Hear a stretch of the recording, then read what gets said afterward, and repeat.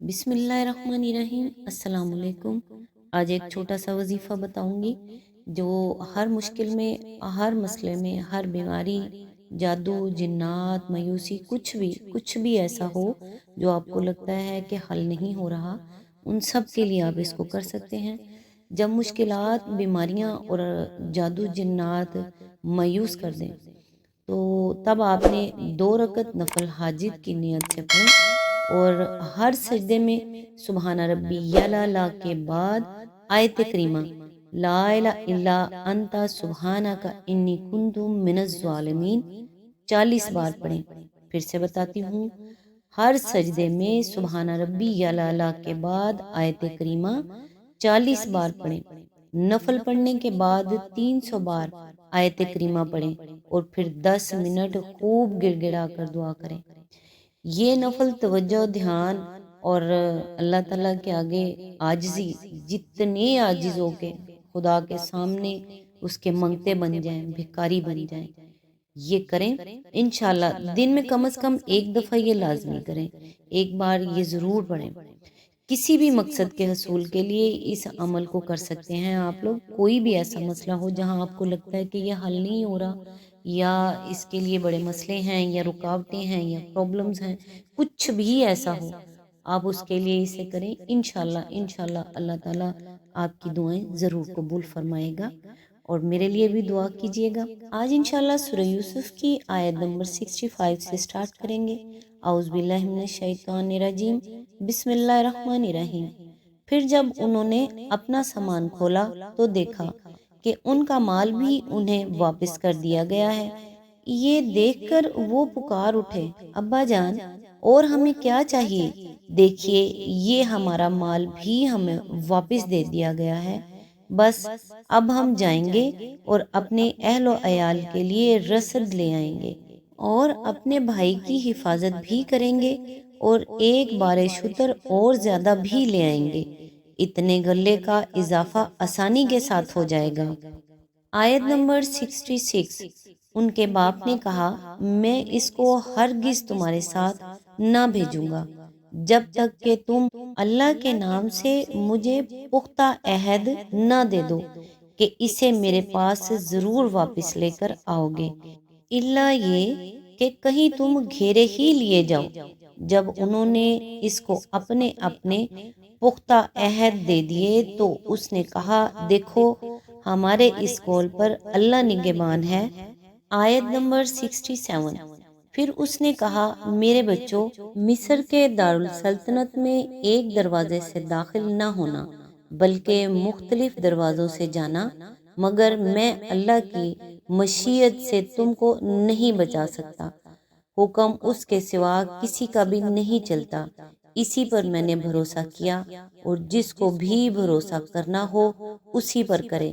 اس کی تفسیر ہے، اس سے اندازہ ہوتا ہے کہ یوسف علیہ السلام کے بعد ان کے بھائی کو بھیجتے وقت یعقوب علیہ السلام کے دل پر کیا کچھ گزر رہی ہوگی۔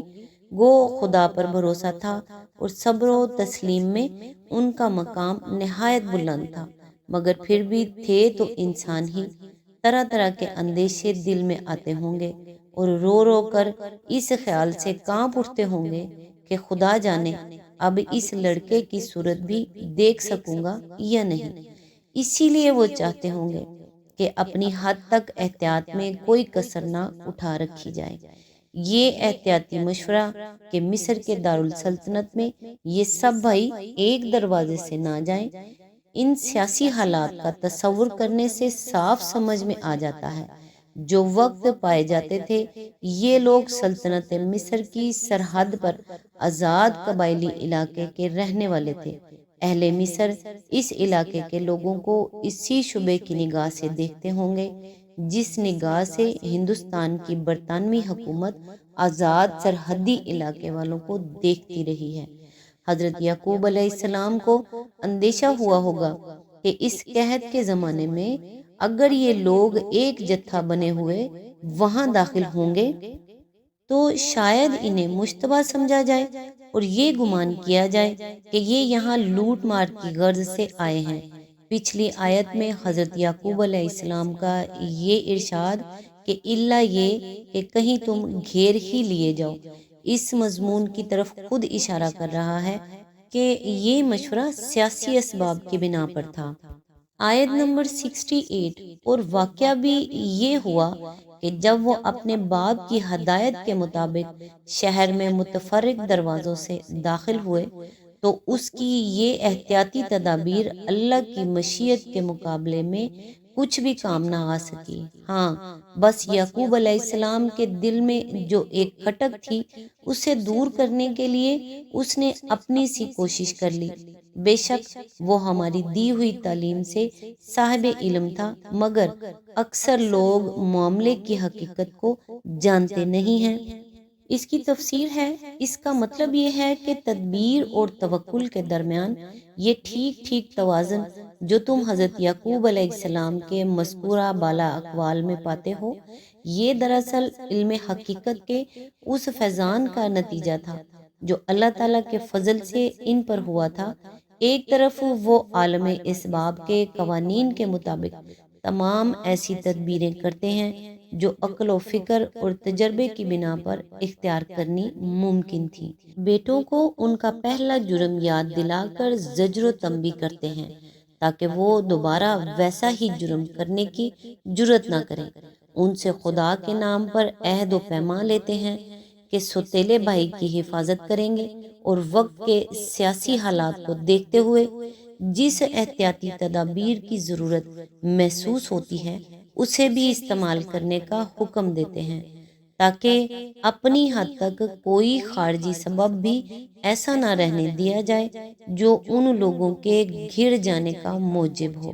مگر دوسری طرف ہر آن یہ بات ان کے پیش نظر ہے اور اس کا بار بار اظہار کرتے ہیں کہ کوئی انسان تدبیر اللہ کی مشیت کو نافذ ہونے سے نہیں روک سکتی، اور اصل حفاظت اللہ کی حفاظت ہے، اور بھروسہ اپنی تدبیروں پر نہیں بلکہ اللہ ہی کے فضل پر ہونا چاہیے۔